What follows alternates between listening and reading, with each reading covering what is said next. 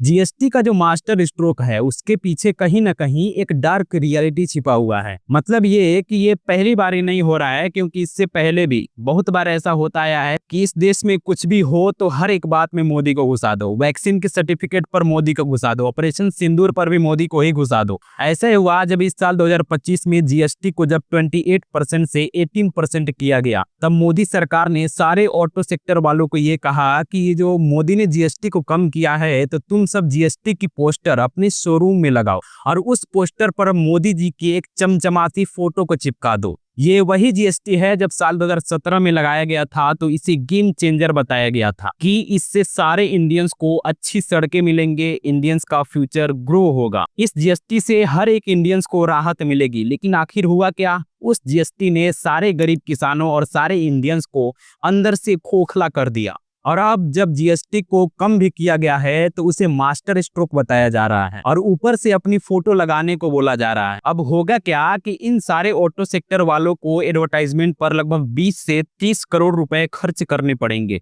और जब ये सारे शोरूम वाले 20 से 30 करोड़ रुपए को खर्च करेंगे तो आखिर ये पैसा लाएंगे कहां से? सारे कस्टमर से ही लाएंगे। आप देखोगे तो साल 2014 से लेकर 2022 तक मोदी सरकार ने सिर्फ एडवर्टाइजमेंट में 6,491 करोड़ रुपए खर्च किए हैं। सेम ऐसा ही देखने को मिला था जब आमिर खान की फिल्म रिलीज हुई थी सितारे जमीन पर हैं। तो उसमें भी सेंसर बोर्ड वालों ने ये कहा था कि इस फिल्म की स्टार्टिंग में मोदी का एक अच्छा सा प्यारा सा कोट डाल दो। हमें तो ये समझ में नहीं आया कि जब साल 2017 में जीएसटी को लागू किया गया था तो उसे गेम चेंजर बताया गया और इसे इंडियंस का फायदा होगा ये भी बताया गया था। लेकिन अब जब साल 2025 में इसी जीएसटी को कम किया गया है तो उसे मास्टर स्ट्रोक बताया जा रहा है। यानी कि इसका मतलब यही हुआ ना कि इतने सालों से सारे इंडियंस को लूटा जा रहा था।